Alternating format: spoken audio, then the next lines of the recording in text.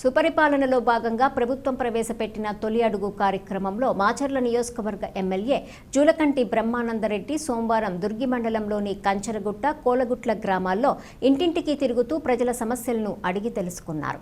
కూటమి ప్రభుత్వం అమలు చేస్తున్న సంక్షేమ అభివృద్ధి పథకాలు ప్రజలకు అందుతున్నాయా అని అడిగి తెలుసుకున్నారు. కూటమి ప్రభుత్వం ఎన్నికల సమయంలో ప్రజలకు ఇచ్చిన వాగ్దానాలను త్వరలో నెరవేర్చుతుందని తెలిపారు.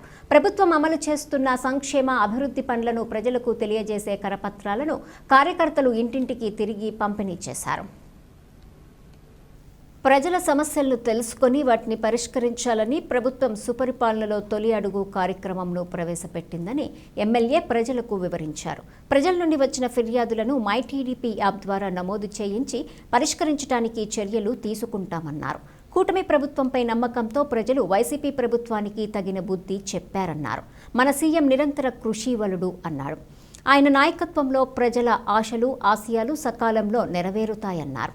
వైసీపీలో దివాలా తీసిన రాష్ట్ర పురోభివృద్ధిని తిరిగి రాష్ట్ర అభివృద్ధికి 1 సంవత్సర కాలంలో పునఃప్రారంభం చేసి మంచి ప్రభుత్వంలో సుపరిపాలనలో తొలి అడుగు వేసిందని ఆయన అన్నారు.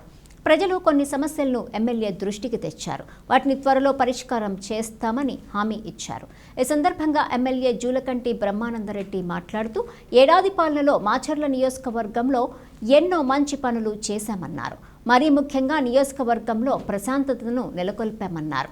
ప్రజల్లో ఉన్న భయాన్ని తొలగించామన్నారు. ప్రతి ఒక్కరూ ప్రశాంత వాతావరణంలో జీవించేలా నియోజకవర్గంలో రోడ్లు మరమ్మతులను చేయించడానికి, అభివృద్ధి సంక్షేమం కోసం కోట్ల రూపాయలు మంజూరు చేయించి అభివృద్ధి బాటకు కృషి చేశానన్నారు.